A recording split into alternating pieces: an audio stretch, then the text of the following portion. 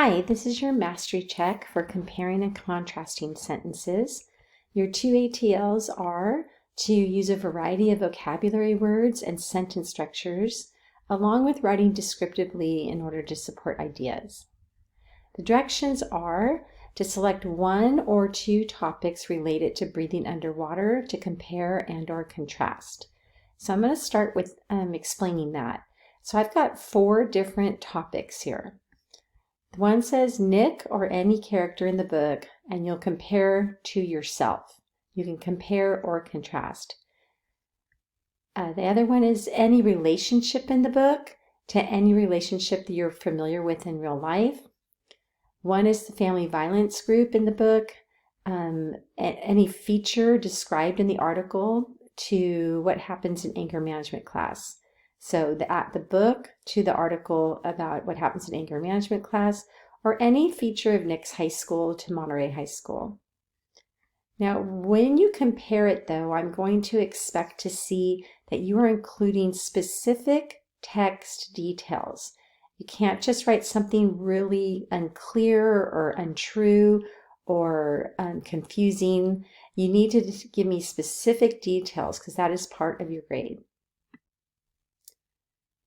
Also, as you can see, it says write a compare or contrast sentence for each topic. You can write one of each or 2 of either.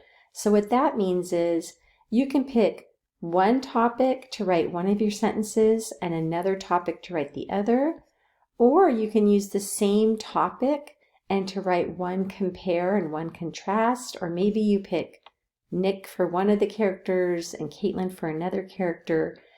You can write 2 comparing sentences or 2 contrasting sentences. So you have a lot of options with this. What we're looking for is that you're using a variety of sentence structures. So you will want to have your compare and contrast lesson in front of you. So you'll be wanting to look at the different comparing and contrasting words and specifically looking at the different types of sentence structures that we practiced with over here. So again, you don't want to use the same sentence structure for both sentences. If you use the sentence structure with similar to, then you're not going to want to use the same on your next sentence. I also want you to try to find sentence structures that you don't always use. As we discussed before, I know you can write a sentence that says both in it, but I want you to write a sentence that maybe you have said similar to or like with the commas on either side. So I'm looking for something that you don't usually write. Be sure the sentences are punctuated accurately based on the sentence structure used.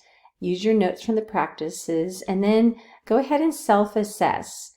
So here's the first one is if you are including details about the features that are supporting your similarities and differences. That's going to be the text details especially, but also whatever you're comparing it to. So I'm sorry, so here you're going to give yourself a grade, and over here I'm grading on, and you'll grade yourself on using a variety of compare and contrast and transition words related and overall vocabulary words and sentence structures. So we're looking for a good variety. Okay, so this was something I did in class that you probably missed. So I'm just going to review it. I want you to see how you can take a sentence that maybe you come up with, and this one looks like I like cookies, and use the semicolon. On the other hand, comma, Joe likes ice cream. And if I wanted to rewrite that for the mastery check, I would rewrite it and think about the fact that I think I like the sentence structure. That's good. So I wouldn't have to change that. But I see that I'm using like in both places and I don't have specific details. So down here I rewrote it saying, I like the chewy baked sweetness of cookies. And I still kept my sentence structure on the other hand.